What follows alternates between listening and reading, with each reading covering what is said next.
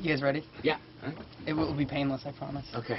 It's Q101 Ryan Manna with Gerard and Frank of My Chemical Romance. Welcome back to Q101. Thank you. You know what's funny, dude? We were walking down the hall and I saw you point to that little thing that you signed. Oh, the drawing, yeah. You know what's here's the best part of that story. I think you guys signed it and one other band, and then we lost the key. Oh, man. So there's only 2 signatures on there, like you and somebody else, and we can't open it. Yeah, we can't find the key. It's so hilarious. Wow.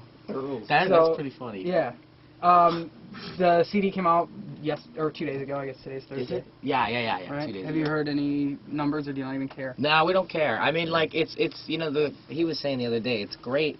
If you do get a #1, it's great because that means something that was, like, so pure and so small and it came from, like, a very real place, had that kind of impact on a country. Sure. I think that's very true. Like, it's great to be #1 in that regard, but it's not something that, like, keeps us up nights, or it's not something we're overly concerned with. So. It's nice. It's nice, exactly. Yeah. There's a lot of nice things that can happen to you. Right. Would you say that, I mean, sonically the album is, I mean, would you safely say that it was an ambitious step for you? Yeah, I would definitely say that. Yeah, I think we took a lot of risks on some of the stuff that we did, and we really pushed each other as far as we could possibly go. And everybody really stepped it up on this record. Yeah, I'm really proud of everybody. Yeah.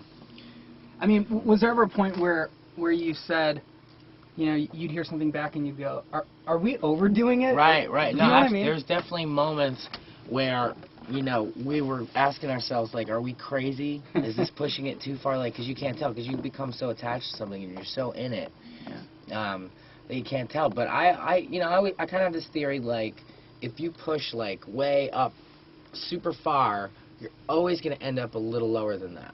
You know, so you have to actually overshoot. Sure. And then, you know, unless you completely lose your mind, and then you're going way over the top. But I think it's good because, you know, we're a rock band. Our natural tendency is going to be to still be a rock band, and I think that's good because it pulls in, it reins in some of that craziness. Yeah. So. But you guys have definitely entered a realm now where, I mean, you know, I guess there was an anticipation to see what you guys were going to come out with, and you came out with something that was just, I think, exceeded expectations. So you definitely, like, cemented yourselves in a nice spot. Again, with the overshooting. Right. Exactly. Had you not, yeah. Yeah, you gotta overshoot. No, thanks for saying that, though, man. No sweat. Is it fair to call this a concept album? Yeah, I guess only very because fair. it follows the patient. Yeah, it is a concept album. I would say it's our tightest. It's not as tight as, let's say, The Wall, but it's tighter, you know. But because that's like super. I mean, like those things. You know, that's like reading a novel. A lot of this is left for interpretation, which I find to be very beneficial. And a lot of the tracks, all the tracks rather, stand alone on their own. So I would say like more like Queen's Night at the Opera was more of a concept record, but it had a definite eclecticness about it, you know. Would you have been able to pull this off had you not gotten sober? Or I don't know if you're completely 100% sober now, but more sober than you were? No. No, I got 2 years clean and sober, so I'm real psyched about that. I don't know. There's no way I would have been that focused. I mean, to me, the lyrics actually on this record make a ton more sense. You know, it's not just like an angry spilling out of words. It's like there's a lot of thought behind every aspect from my end and from the guys, you know. And it's not like they have ever had problems with that kind of thing, but, you know, we all used to party a lot back then. Right. And we were so focused this time. I don't really remember very often even seeing anybody take a sip of beer or anything. It was interesting. Credit. That's true. Frank had a smirk on his face. No, it's true. He Yeah. was sneaking beers in the bathroom.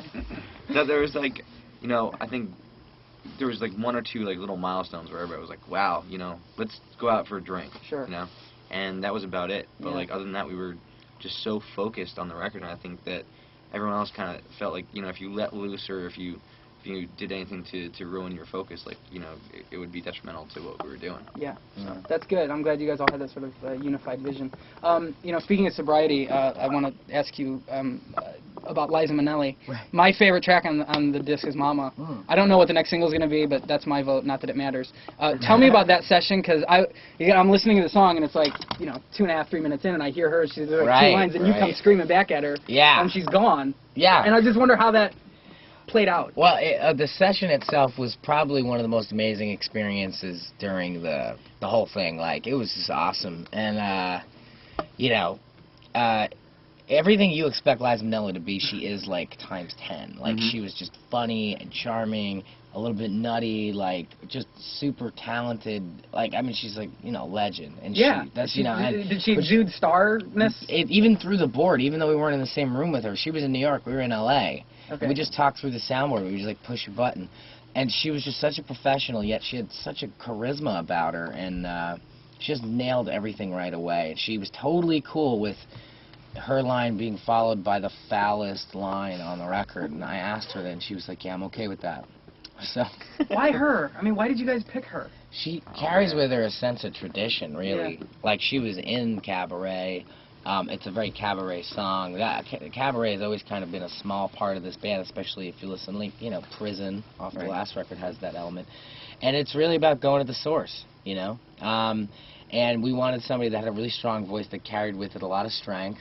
A lot of sorrow, and it's that old. I love that old sort of feel. It's like that, that really strange sort of feel that you get when you hear her part in that song. Yeah, that's exactly why. And that's what you guys nailed. You can't really put it into words, but you know it had to be her. Yeah, right, for sure. Right.